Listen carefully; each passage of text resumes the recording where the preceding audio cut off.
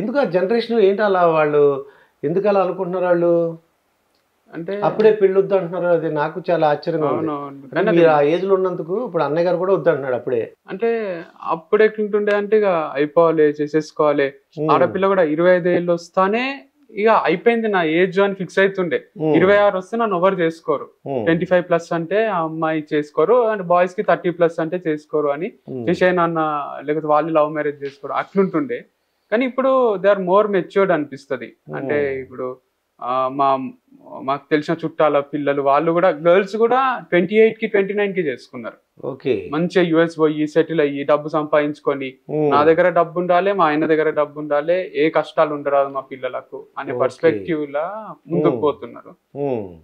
Boys కూడా అంతే, మంచి సెటిల్ అయినా కూడా చేసుకోవచ్చు కదా, తొందర ఏముంది, మంచి ఫ్రెండ్స్ తోని క్యాజువల్ గా ఉండొచ్చు కదా అని మోస్ట్ ఆఫ్ దెమ్ ఆ పర్స్పెక్టివ్ లో ఉన్నారు. అంటే నాకేమో చేసుకోబుద్ధి అయింది, ఇంకా లేట్ చేయబుద్ధి కావాలి, అంటే డబ్బు కూడా ఉంది మాకు సరిపడా బతకనీకే అనిపించింది, అందుకు చేసేయమన్నా.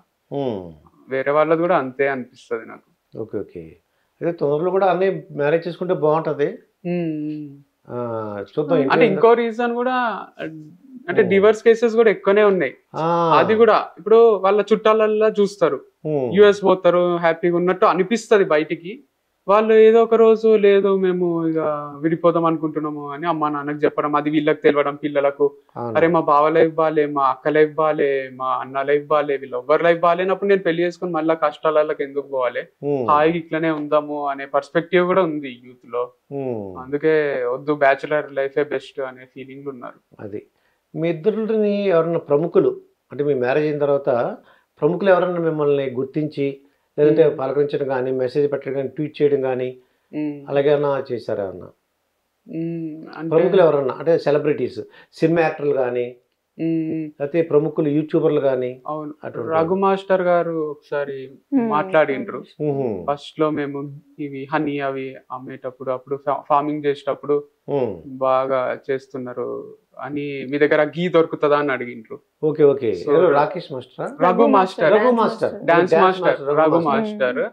అండ్ విశ్వక్సేన్ గారు కూడా ఒకసారి మెసేజ్ చేసిండ్రు, హనీబీ ట్రైనింగ్ ఎక్కడ ఇస్తారు, హనీబీ గురించి ఏదో తెలుసుకోవాలని ఉంది అని చేసిండ్రు అట్లా. అండ్ మొన్న మా షాప్ లో చెప్తున్నారు, అంటే ఆయన చెప్పింది ఎంతవరకు నిజమో కాదో తెలియదు, ఒక డ్రైవర్ లేకపోతే వాళ్ళ అసిస్టెంట్ ఎవరు వచ్చిండ్రు, మా దగ్గర గీ తీసుకున్నారు షాప్ లో.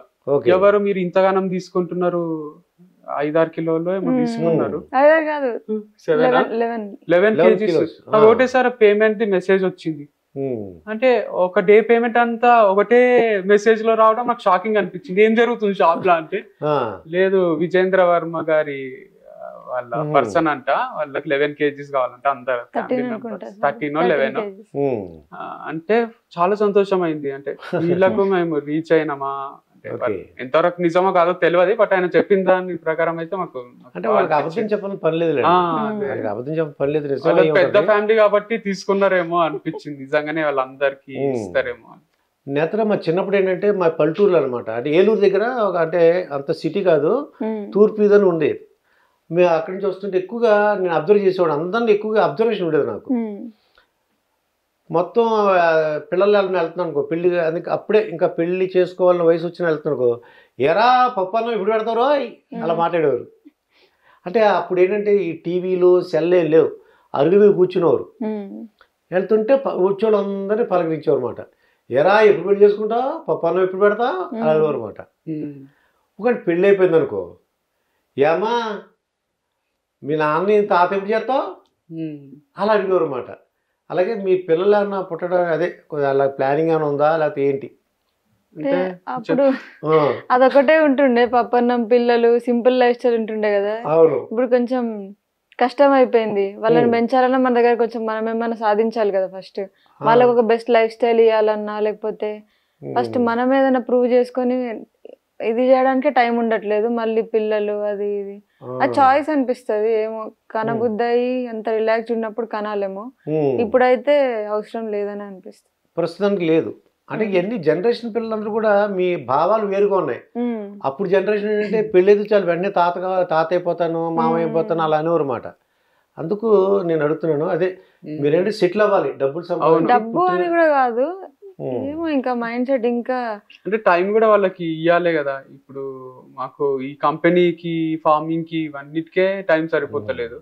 ఇక మళ్ళీ పిల్లల్ని కానీ వాళ్ళకు ఏదో నార్మల్ ఇంటి దగ్గర స్కూల్ వేయడం కూడా కరెక్ట్ కాదేమో. అంటే కొన్ని మంచి ఇంటర్నేషనల్ స్కూల్స్ ఉంటాయి కదా, దాంట్లోనే మంచి హై లెవెల్ ఎడ్యుకేషన్ ఇస్తారేమో అనిపిస్తుంది నాకు. అంటే టీచర్స్ కూడా వెల్ ఎడ్యుకేటెడ్ ఉంటారు. అంటే వెయ్యగలిగే స్టేజ్ నుండి నువ్వు నార్మల్ స్కూల్ వేస్తే ఏమనిపించదు, కానీ నువ్వు వెయ్యలేక దీనికి వేస్తే వాడు జీవితాంతం నిన్ను అంటాడు పెద్ద అయినాక కూడా, నువ్వు నాకు మామూలు స్కూల్లో చదివించినావు, నాకు ఇంగ్లీష్ మంచి రాదు, మామూలు స్కూల్లో చదివించినావు అందుకే నా బతికి ఇట్లుంది అని మనన్నే వేలెత్తి చూపిస్తాడు. ఆ పరిస్థితి ఉండరాదేమో అనిపిస్తుంది నాకు. అంటే నువ్వే సినిమాలో ఒక డైలాగ్ ఉంటది కదా, నేను 10వ మెట్టు వరకు ఎక్కిన 11వ మెట్టు నుంచి మొదలెట్టాలి నా కొడుకు అనుకోవాలి, కానీ మళ్ళీ వాడిని కూడా రిక్షా కొనుక్కొని వచ్చి నువ్వు కూడా మొదటి మెట్టు నుంచే మొదలెట్టరా అని స్టార్ట్ చేయరాదు, అనరాదు. అంటే చాలా మంది ఏమంటారు అంటే నేను అన్ని కష్టాలు చూసినా నా కొడుకు కూడా అన్ని కష్టాలు చూడాలి, అయితేనే వాడు లైఫ్ తెలుసుకుంటాడు. అది కరెక్ట్ కాదని నా పాయింట్ ఆఫ్ వ్యూ. అంటే మనకి కొంచెమన్నా కంఫర్ట్ ఇవ్వగలగాలి మనం. అంటే బయట వరండాలో పండబెట్టి దోమలన్నీ కలిసి డెంగ్యూ వచ్చి హాస్పిటల్లో అడ్మిట్ చేయడం కన్నా ఇంట్లో దోమలు లేకుండా మెష్ అవి కొట్టించి హాయిగా పెంచడం కరెక్ట్ కదా. తర్వాత నేను ఒక ఇంటర్వ్యూలో చూసాను, నువ్వు కూడా ఏంటంటే మా అమ్మ నాన్న చూసిన తర్వాత నాకు మ్యారేజ్ చేసుకోని అనిపించలేదు అన్నావు. నాకు అలా అనిపించింది, నాకు అలా అర్థమైంది. ఆ బిట్టి కట్ చేయమన్నా కట్ చేయలేదు నాకు. నేను కరెక్ట్గా అది పట్టుకున్నాను. నేను అంటే మమ్మీ డాడీ ఎప్పుడు అంటే కొద్దిగా ఫైటింగ్ లాగా మాట్లాడుకున్నావా ఏంటి? చిన్నప్పటి నుంచి కొంచెం డిస్టర్బెన్సెస్ వాళ్ళిద్దరికి, అందుకనే ఫిక్స్ అయినా పెళ్ళొద్దు అని అట్లా ఏదో అయిపోయింది సడన్ గా. అంటే ఏంటి ఏం జరిగింది అంటే జనరల్ గా ఏంటంటే మనస్పర్ధలు అంటే ఫైనాన్షియల్ గానా లేకపోతే ఎలా? ఫైనాన్షియల్ గానే ఎక్కువ డిస్టర్బ్ అయ్యిండు మా డాడీ. అట్లా ఇద్దరి మధ్యలో ఎక్కువ వాటి గురించి, అంటే అది లేక ఇంకేవేవో టాపిక్స్ మీద నుంచి, అంటే డబ్బున్నోళ్ళు మనం చిన్నగా చూడడం అట్లా డిస్టర్బ్ అయ్యి కొంచెం ఎక్కువ గొడవలు అవుతుంది. అదంతా నువ్వు చూసావు, చూడటం వల్ల ఇంకా నీకు నచ్చలేదు, నువ్వు కూడా మ్యారేజ్ చేసుకోకూడదని అనుకున్నావు. కానీ వంశీని చూసిన తర్వాత అంటే ఎవరి లైఫ్ లో అన్నా ఉండేవే అనిపిస్తుంది. ఇప్పుడు మా మమ్మీ డాడీ కూడా కొట్లాడుకుంటుంటే, కానీ మా డాడీ ఎప్పుడు నన్ను పనికి పోయినప్పుడు కర్ణాటకలో వర్క్ చేసేటోడు, డాడీ సివిల్ కాంట్రాక్టర్ కొన్ని రోజులు. ఖచ్చితంగా లంచ్ టైమ్ లో ఫోన్ చేస్తుండే మా మమ్మీకి. ఒక్కొక్కసారి మేము ఎత్తి మాట్లాడుతుంటే ఒకసారి మమ్మీ అంటే డైలీ 2 times, మార్నింగ్ ఒకసారి మళ్ళీ ఆఫ్టర్నూన్ ఈవినింగ్ కూడా చేసి మాట్లాడుతుంటే, అంటే వాళ్ళు ఎంత కొట్లాడుకున్నా వాళ్ళ ఇద్దరి మధ్యలో ఆ ప్రేమ ఉంటుండే. అందుకని నాకు లైఫ్ లో అన్ని కొట్లాటలు, మా ఇంట్లో కూడా డబ్బు కష్టాలు ఉన్నాయి, కొట్లాటలు ఉన్నాయి, అయితే కూడా పెళ్లి చేసుకోరాదు అని పడాలి. అరే వీళ్ళు మంచిగానే ఉంటారు, వీళ్ళకి ఒకరంటే ఒకరికి పిచ్చే ఉంది, ప్రేమ ఉంది అని తెలుస్తుంటది. అందుకు marriage life is beautiful life అని నాకు మైండ్ లో కూర్చుండిపోయింది. నేత్ర, ఇప్పుడు అరేంజ్డ్ మ్యారేజ్ బెస్ట్ అంటావా లేదంటే అంటే లవ్ మ్యారేజ్ బెటర్ అంటావా? విచ్ ఈజ్ బెటర్ నీ ఐడియా ప్రకారం, అంటే నీకున్న ఎక్స్పీరియన్స్ ప్రకారం? Love and arranged better. Love and arranged. Love and arrange అదేలా కూర్చుంది? అంటే ప్రేమించి పెద్దలకు చెప్పి చేసుకోవడం అంటే. ఓకే ఓకే, ప్రేమించి పెద్దలకు ఒప్పుకోకపోతే చెప్పకుండా చేసుకోవాలి, ఒప్పుకుంటే చెప్పి చెప్పకుండా. లవ్ అండ్ అరేంజ్డ్ అంటే వాళ్ళని ప్రేమిస్తారు, ఇంట్లో చెప్తారు, అది ఒప్పించాలి, అంతేగా ఆత్మహత్యలు అటువంటి చేయకూసుకోకూడదు. అయితే నేత్ర, మీ స్కూల్ విశేషాలు నేను తెలుసుకోవాలనుకున్నాను. అన్నయ్యని అడిగాను నేను, అసలు కథలు ఎలా స్టార్ట్ చేసావు కృష్ణ చైతన్య అని అడిగాను. చెప్పెడతాను, నాకు రీజన్ చెప్పాడు, నేను కూడా చెప్తాను. మీ స్కూల్ విశేషాలు ఏమైనా జ్ఞాపకం ఉన్నాయా అన్న? చదువులో అయితే మొద్దు, వీక్, పూర్ స్టూడెంట్. లాస్ట్ నుంచి కౌంట్ చేస్తే నేనే ఉంటా క్లాస్ లో. తెలుగు ఒక్కటి బాగా వస్తుండే సబ్జెక్ట్, మిగతా అన్ని ఫెయిల్. కానీ ఎట్లా అట్లా మేనేజ్ చేసి 10th అయితే పాస్ అయినా కాపీ కొట్టి. అంటే గవర్నమెంట్ స్కూల్లో పడ్డా సెంటర్, నా ముందే టాపర్, మా క్లాస్ టాపర్. అట్లా మేనేజ్ చేసి కొంచెం బయటపడ్డా. Okay okay. కానీ మీ టీచర్లు ఏమైనా అనేవారు, నువ్వు మోస్ట్ అమాయకురాలు స్టూడెంట్ ఎవరంటే నేత్ర అని అంటారా క్లాసులో? మోస్ట్ కంత్రి అంటారు. కంత్రి అంటే చదవకపోయేదాన్ని, అన్నిట్లో ఆగం. ఇంకా వాలీబాల్ గేమ్స్ మంచిగా ఆడేదాన్ని, వాలీబాల్ ఆడేదాన్ని. నేను ఇంకా చాలా ఇన్నోసెంట్, మాట రాదు, కెమెరా ముందు ఒకటే అట్లా. కెమెరా ముందు అలాగనమాట. ఓకే. వంశీకృష్ణ, మరి ఏంటో నీ స్కూల్ విశేషాలు ఏమైనా జ్ఞాపకం ఉన్నాయా? అన్నయ్య అయితే వాళ్ళ హిందీ టీచర్ గురించి చెప్పారు. ఆయన వాళ్ళ హిందీ టీచరు కథలు బాగా చెప్పేవారంట. అది మైండ్లో పడి, అరే నేను సార్ లాగా నేను కూడా చెప్పాలి కథలు అని ఇంట్లో చెప్పడం స్టార్ట్ చేసి ఎంత పేరు వచ్చిందని చెప్తున్నాడు ఆయన. నాకు కాకినాడ నుంచి తాడిపల్లి నుంచి కూడా వాళ్ళు ఏమంటారంటే కృష్ణ చైతన్య రెడ్డి వంశీ వాళ్ళని మా స్కూల్ యానివర్సరీకి పిలవాలి, లేదంటే మా స్కూల్ ఫంక్షన్కి పిలవాలి, నువ్వు ఏం చేస్తావో మాకు తెలియదు అని అంటున్నారు వాళ్ళు. తప్పకుండా రా బాబు, నాకు పరిచయం ఉన్నారని చెప్పాను నేను. వీలుంటే మీరు బ్రదరు నేత్ర గారు అందరిని తీసుకెళ్తాను నేను తప్పకుండా, ఆ పేరెంట్స్ని అడ్రస్ చేయడానికి. మీ స్కూల్ విశేషాలను జ్ఞాపకం ఉన్నాయన్న? అంటే స్కూల్లో టీచర్ల కన్నా ఎక్కువ నాకు మా ఫాదరే టీచర్ అనిపిస్తాడు. అంటే మా డాడీ ఒక విషయం చెప్తాడు, అది చెప్తూనే ఉంటాడు. అంటే ఎంతసేపు అయినా అది ఇన్ డెప్త్ చెప్తాడు. ఇప్పుడు నేను చెప్పినట్టు కర్ణాటకలో కాంట్రాక్ట్ వర్క్ చేసినప్పుడు ఇంటికి వస్తుండే, వచ్చిన తర్వాత అక్కడ ఏమైంది ఫస్ట్ డే నుంచి లాస్ట్ డే వరకు 10 రోజులు ఉంటే ఆ 10 రోజుల స్టోరీ ఎవ్రీ డే కొంచెం కొంచెం ఇంత చెప్తే మేము అందరం, నేను అన్న మమ్మీ నెక్స్ట్ టైం అయింది అని వినేటోళ్ళం. అది నాకు అంటే ముందు అర్థం కాలే. నాకు చాలా సార్లు ఇంటర్వ్యూలో కూడా అడిగిండ్రు, మీ తాతలు మీ ఫ్యామిలీలో బ్యాక్గ్రౌండ్ ఉందా, ఈ స్టోరీ టెల్లింగ్ ఏమన్నా ఎట్లొచ్చింది మీ ఇద్దరికి అంటే, నాకు మెల్లగా ఆలోచిస్తుంటే అర్థమవుతుంది డాడీ వల్లనే వచ్చింది మాకు. డాడీ ఎవరైనా ఇంటికి వస్తే కూడా వాళ్ళని మాట్లాడినాడు, మా డాడీ చెప్తూ ఉంటాడు. అంటే అది మాకు కొంచెం అలవాటైంది అనమాట. స్టోరీ టెల్లింగ్ అన్నది మా రక్తంలోనే ఉంది. అది అంటే నాన్నగారు కంటిన్యూస్ గా మాట్లాడడం వలన ఇలా చెప్తే మీరు ఇంట్రెస్ట్ గా వింటున్నారు, మనం కూడా చెప్పాలి, అందరూ వినాలి అంతే. కానీ ఒక్కటి నేర్చుకున్నాం, ఎప్పుడన్నా ఎక్కువ మాట్లాడుతూ ఉంటే కూడా అవతల వాళ్ళని మాట్లాడనీయకుండా వాళ్ళు ఇరిటేట్ అవుతారు, వాళ్ళ ఫేస్ లో ఫీలింగ్స్ గమనిస్తాం మేము. అందుకే క్లాస్ లో కూడా ఏ పాయింట్ ఎక్కడ ఆపాలో అక్కడ ఆపుతాం, ఆ పల్స్ తెలుసు మాకు. అందుకే ఈ రోజు స్టోరీ టెల్లింగ్ లా ఇంత పాపులర్ అయినాం అనిపిస్తుంది. మీరు కథలు చెప్తుంటే సడన్ గా ఆ క్లైమాక్స్ చెప్పిన వెంటనే క్లాప్స్ కొట్టేస్తారంట. అవును, విపరీతంగా. నిజమే. ఫస్ట్ లో అయితే నాకు క్లైమాక్స్ ఎట్లా చెప్పాలో తెలియకుండే, కరుణాకరన్ సినిమాలలో లాగా నేను అయిపోయింది కథ మీరే అర్థం చేసుకోండి నీతి అని క్లాస్ లో నుంచి వచ్చేస్తుండే. అదే ఒక ట్రెండ్ అవుతుండే మా కాలేజ్ లో. ఏ కాలేజ్ అయితే సార్ జస్ట్ కథ చెప్తాడు, నీతి మనకే అర్థం చేసుకోమంటాడు, అయిపోయింది కథ. అది ఇక్కడికి నాది ఎండ్ అవుతుండే స్టోరీ. ఆ ఎండింగ్ క్లైమాక్స్ నీ ఇష్టం, ఎలా కావాలంటే అట్లా రాసుకో. అంటే ఒక్కొక్కరికి ఒక్కొక్కలాగా అర్థం అవుతుంది సినిమా అన్నట్టు. నేను బయటికి వచ్చేసి తర్వాత అర్థమైంది, ప్రతి ఒక్కరికి అర్థం కాదు పాపం, మనం చెప్పాలి ఏదో ఒక నీతి అని. అప్పటి నుంచి నీతి చెప్పడం స్టార్ట్ చేసి అదే దాంట్లో నుంచి మీకు ఏం అర్థం అని చెప్పి అలాగా చెప్తున్నారు అనమాట. అయితే నేత్ర, ఇప్పుడు అత్త మీ ఇద్దరే ఉంటున్నారు ఇంట్లో? ఇంట్లో ఇద్దరే ఉంటారు. మా బావమరిది ఇప్పుడు రీసెంట్ గా మా తమ్ముడు వచ్చిండు. తమ్ముడు వచ్చారు. మరి అత్తగారు ఆడపడుచు గురించి అని చెప్పగలవా? మీ అత్తగారి గురించి, మీ ఆడపడుచు గురించి. ఎక్కువగా అన్ని సంసారాల్లో గొడవలు ఎక్కడి నుంచి వస్తున్నాయంటే అత్తగారు ఆడపడుచు. అక్కడ ఎందుకు ఉండట్లేదు ఏమో కలిసి అంటే, మా ఆడపడిచే అని మొదలెడతారండి. మా అత్తగారే వాళ్ళ అమ్మాయిని ఒకలాగా చేస్తుంది, నన్ను ఒకలాగా చూస్తుంది, నాకు ఇష్టం ఉండట్లేదు. నాకు గంజైన బెంజి కారైనా వద్దని వదులుకుంటా, కానీ గంజైన తాగుతాను, కానీ మా అత్త దగ్గర ఉండను. బెంజ్ అక్కర్లేదు, మీ అత్తగారి దగ్గర ఉంటే బెంజ్ వస్తుంది, గంజైనా తాగుతుందంట, బయట ఉంటుందంట. ఏంటని అడిగాను. అడిగితే వాళ్ళ అమ్మాయిని ఒకలాగా, తను ఒకలాగా చూస్తుంది అంటది ఆ పాప. మీ అత్తగారు ఎలా ఉంటారు, ఎలా ఉంటారు? బాగుంటది అత్తమ్మ. అంటే నాకు ఆ ఛాన్స్ రానియలే వంశీ.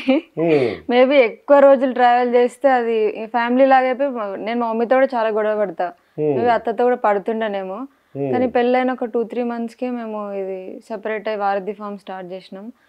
అది ఆ ఛాన్స్ రాలే ఎప్పుడు గొడవ పడడానికి. అత్తమ్మ కూడా బాగా చూసుకుంటది, అది నన్ను ఒకలాగా అట్లా ఏం లేదు.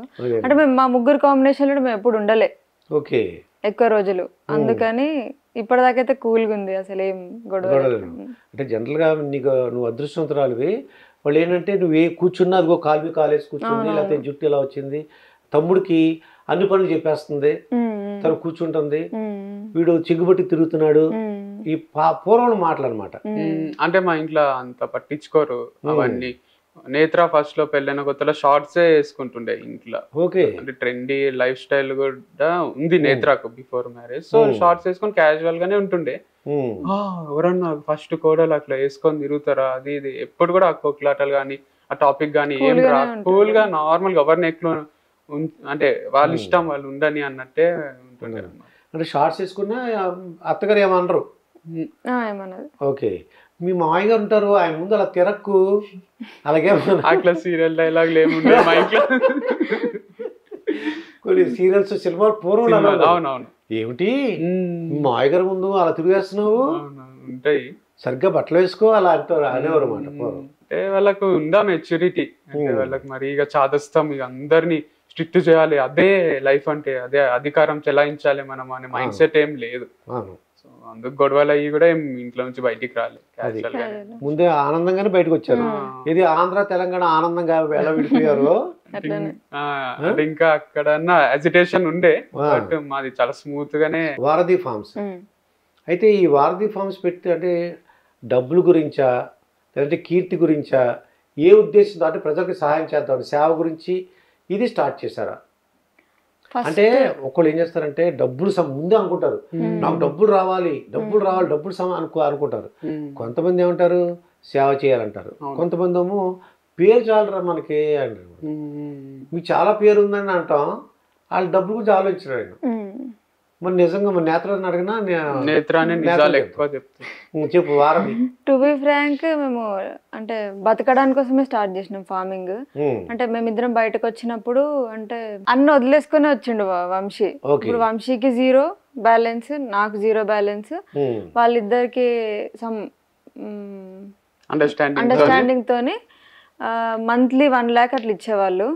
12 months వరకు ఇస్తాము. ఆ తర్వాత అప్పటి వరకు మీరు ఏదో ఒకటి సెట్ చేసుకోండి అన్నట్టు ఉండే. అయితే మేమేమనుకున్నాం అంటే అప్పటికి 3-4 months అయిపోయింది, ఏం అర్థమైతే ఏం చేయాలో ఇద్దరికి. వంశీకేమో మళ్ళీ అదే యాప్టిట్యూడ్ ఆ లైఫ్ స్టైల్ పోబుద్ది అవుతలేదు, ఏమైనా కొత్త స్టార్ట్ చేయబుద్ది అవుతుంది.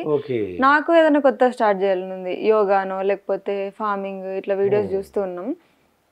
అయితే ఫస్ట్ గుడ్లు అనుకున్నాం, నాటుకోడి గుడ్లో లాభాలు బాగుంటాయి, గుడ్ల ఫార్మింగ్ అని అనుకొని చూసినాం. ప్లేస్ దొరకలే దగ్గరలో, షెడ్ కదంతా. వంశీకి 20 lakhs లోన్ కూడా వచ్చింది. దాంతో ఒక షెడ్ వేసుకొని పెట్టుకుందాం అనుకున్నాం. ల్యాండ్ దొరకకపోయేసరికి ఇట్లా ఇంకా వీడియోస్ చూసి యూట్యూబ్లో విజయరామ్ గారు వీడియోస్ చూసినాం, సేవ్ ఆర్గనైజేషన్ది. పోయి న్యాచురల్ ఫార్మింగ్. అప్పుడు కొంచెం డబ్బు తగ్గి ఈ ఫార్మింగ్ మీద కూరగాయల మీద ఎక్కువ ఇంట్రెస్ట్ వచ్చింది. అట్లా స్టార్ట్ చేసి ఒక దగ్గర పోయిన వేరే ఫామ్లో అక్కడ కొన్ని రోజులు తిరిగి చూసి వేరే ఫార్మర్స్ని ఎట్లా చేస్తున్నారు ఏంది అని. ఆ గుడ్లది క్యాన్సిల్ అయిపోయింది, ఇటు ఫార్మింగ్ అని వచ్చింది. అయితే పెళ్ళైన తర్వాత కొన్ని రోజులు నేను ఇంట్రెస్ట్తోని బీ కీపింగ్ ట్రైనింగ్ చేసిన. అయితే అది ఎందుకు స్టార్ట్ చేయొద్దు, ఒకసారి బాక్స్ తెచ్చుకుందాము అని. ఒక be keeping, honey bee keeping. అయితే ఒక బాక్స్ తెచ్చుకున్నాం. ఆ బాక్స్ వీడియో పెట్టినా. అంటే ఫార్మింగ్ లోనే ఇప్పటికీ డబ్బు సంపాదన మీద ఇంట్రెస్ట్ కొంచెం పోయింది. అంటే దాని మీద ఫోకస్ చేయకుండా ఫస్ట్ అసలు ఫార్మింగ్ అంటే ఏంది నేర్చుకుందాం అనే టైంలో ఆ బీ బాక్స్ తెచ్చుకుని వీడియో పెడితే అందరు హనీ అడిగిండ్రు, మీ దగ్గర హనీ ఉందా అని. నాకు కాంటాక్ట్స్ ఉన్నాయి, ఫ్రెండ్స్ చేసే వాళ్ళు ఉన్నారు. అయితే అరే మనం ఎందుకు అమ్మకూడదు అని అట్లా అది మళ్ళీ బిజినెస్ లా మారింది. ఫార్మింగ్ నుంచి బిజినెస్ లా మారింది. అటు ఫార్మింగ్ నేర్చుకోకుండా అయిపోయింది నాకు. ఇటు హనీ ఎక్కువ సేల్స్ వచ్చి మంచి ప్రాఫిట్స్ వచ్చినాయి. అప్పుడు వారధి ఫార్మ్స్ అని స్టార్ట్ చేసి హనీ మళ్ళీ ఫార్మర్స్ని కలుస్తూ ఉంటాం. సో వాళ్ళ దగ్గర ఉన్న ప్రొడక్ట్స్ మా షాప్లో అమ్మడం అట్లా స్టార్ట్ అయ్యి మళ్ళీ ఇప్పుడు ఫార్మింగ్ మీద ఎక్కువ అవగాహన రావాలి అని ఫార్మర్స్ని ప్రమోట్ చేస్తున్నాం. సో ఎవరైనా ఆర్గానిక్ ఫార్మింగ్, న్యాచురల్ ఫార్మింగ్ చేసే వాళ్ళ దగ్గరికి వెళ్ళి వాళ్ళ అడ్రస్ చెప్పి వాళ్ళ కాంటాక్ట్ నెంబర్ ఇచ్చి డైరెక్ట్ కస్టమర్స్ వాళ్ళ దగ్గరనే కొనుక్కునేటట్టు చేస్తాం. ఓకే, డబ్బులు సంపాదించాలి, మనం బతకాలి మంచిగా. అంటే మొత్తంకి సేవ్ ఏం కాదు, డబ్బులు అంటే డబ్బు ఉంటేనే చేయగలం ఏదైనా. డబ్బు లేకుండా నేనేదో నీకు హెల్ప్ చేస్తాను, నీ దగ్గర ఏం లేదు నాకేం చేస్తావు అన్నట్టు ఉంటుంది. సో ఫస్ట్ మనం కొంచెం సెటిల్ అయ్యి దాంట్లో నుంచి కొంచెం ఇస్తే బెటర్గా ఉంటుందని అనుకుంటున్నాను. అయితే వంశీకృష్ణ, ఈ రాజకీయాల గురించి ఏమైనా ఐడియా ఉందా? రాజకీయాల గురించి అంటే తెలంగాణ కానీ ఆంధ్ర రాజకీయాలు ఏమైనా? చాలా తక్కువ అండి, చాలా రాజకీయాలు. ఇంట్లో న్యూస్ ఛానల్స్ అవి ఎక్కువ చూడండి నేను. ఈటీవీ న్యూస్ ఒకటి 2-3 minutes హెడ్ లైన్స్ ఒకటి చూస్తాను 9 o'clock అంతే. అంత ఐడియా లేదు. మరి పవన్ కళ్యాణ్ సినిమాలు, మహేష్ బాబు, జూనియర్ ఎన్టీఆర్, రామ్ చరణ్, అల్లు అర్జున్ ఆ సినిమాలు చూస్తుంటావా మరి నేత్ర? మరి ఏంటి, ఎవరెవరు ఇష్టం నీకు బాగా?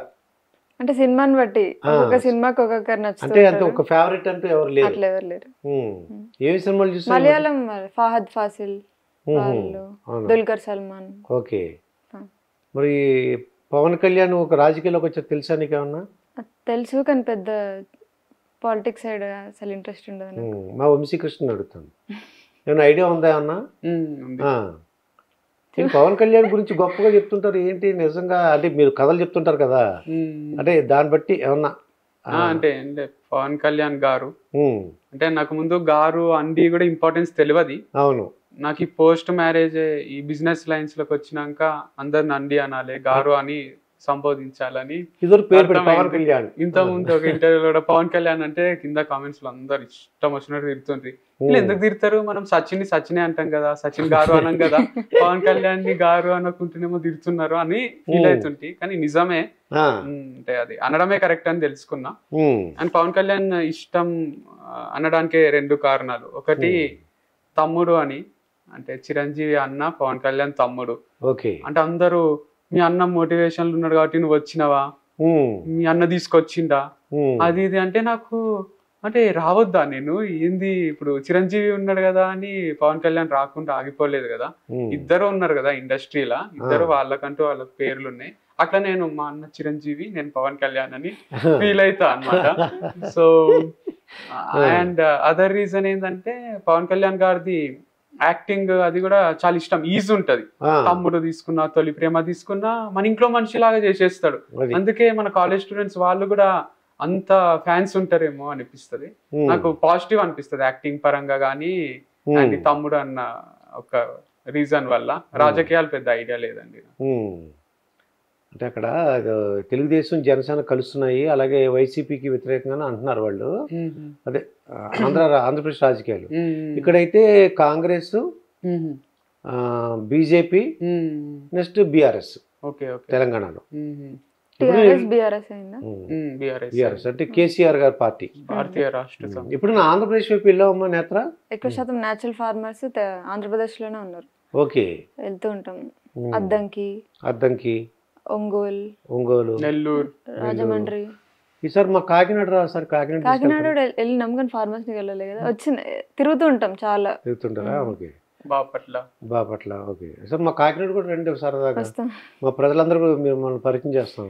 నేచురల్ ఫార్మర్స్ ఉంటే వస్తాం డెఫినెట్లీ. అయితే ఫారెన్ ట్రిప్స్ అని వెళ్ళారు ఇంతవరకు? అన్న ఇద్దరు వెళ్ళాలి. నాది పాస్పోర్ట్ ఎప్పుడు బీటెక్ లో తీసుకున్నది ఎక్స్పైర్ కూడా అయిపోయింది. ఇయర్ ఎక్స్పైర్ అయిపోతుంది, ఒక్కసారి కూడా పోలేదు. అంటే ఎందుకు అడుగుతుందంటే మీలాంటి వాళ్ళకి చాలా మంది వాళ్ళు ఏమంటున్నారంటే డబ్బులు సంపాదించి మంచి మంచి లగ్జరీ కార్లు, అలాగే ఫారిన్ ట్రిప్స్ వెళ్ళాలని, అంటే ఆ లైఫ్ స్టైల్ వేరుగా ఉండాలని కొంతమంది అమెరికా వెళ్ళిపోవాలని కోరుకుంటుంటారు. మీకు ఆ కోరిక లేనట్టుగా అనిపిస్తుంది నాకు. మాకు ఇద్దరు కొంచెం ట్రావెలింగ్ అదంతా పెద్ద నచ్చది, లగ్జరీ కానీ ట్రావెలింగ్ కానీ. షిమ్లా పోయినాం, మాకు ఏం చేయాలో అర్థమవుతుంది. ఆడ ఫార్మ్స్ ఎదుక్కుంటా కూర్చున్నాం. యాపిల్ ఫార్మ్స్ ఎక్కడ ఉంటాయి, ఆర్గానిక్ ఫార్మ్స్ ఎక్కడ ఉంటాయి, ఏది మాకు ఇట్లా సీనరీ ఏదన్నా వ్యూ పాయింట్కి వెళ్ళి కూర్చుంటే అదేం కిక్ వస్తలే. నేను పండుగ కనిపిస్తుందా, కూరగాయలు కనిపిస్తాయా అని వెతుకుతున్నాం. పోయినప్పుడు కూడా నాన్ వెజ్ దొరకదు అక్కడ. నాకు మన హైదరాబాద్ బిర్యానీ గుర్తొస్తుంది. అంటే వాళ్ళు తినే ఫుడ్ చూస్తుంటే ఇదంతా ఎట్లా తింటున్నారు ఇంత సప్పగా, ఇది అసలు మన బిర్యానీ కదా టేస్ట్ అంటే ఫస్ట్ వెళ్ళిపోవాలి హైదరాబాద్. ఫుడ్ ఎక్కువ అనిపిస్తుంది నాకు. మన హైదరాబాద్ క్లైమేట్ కూడా బాగుంటది, మనం ఎటు పోయినా కూడా అక్కడ చలన్ ఉంటది, ఎక్కువ హీట్ అని ఉంటది. ఇక్కడ మోడరేట్ గా ఉంటది. Hyderabad is the best place అనిపిస్తుంది. వంశీకృష్ణ, ఇంకోటి ఏంటంటే బ్రదర్ ని ఉల్లాస్ అని చూసా, విన్నట్టుగా ఉల్లాస్ పేరు. అవునండి. అంటే ఎందుకు అలా వచ్చింది ఉల్లాస్ అని? అంటే మా తాత పేరు, అంటే తాత అంటే అమ్మమ్మ వాళ్ళ హస్బెండ్. ఓకే, సో ఆయన పేరు ఉల్లాసా? అంటే మా మమ్మీ చిన్న ఉన్నప్పుడే చనిపోయిండు మా తాత.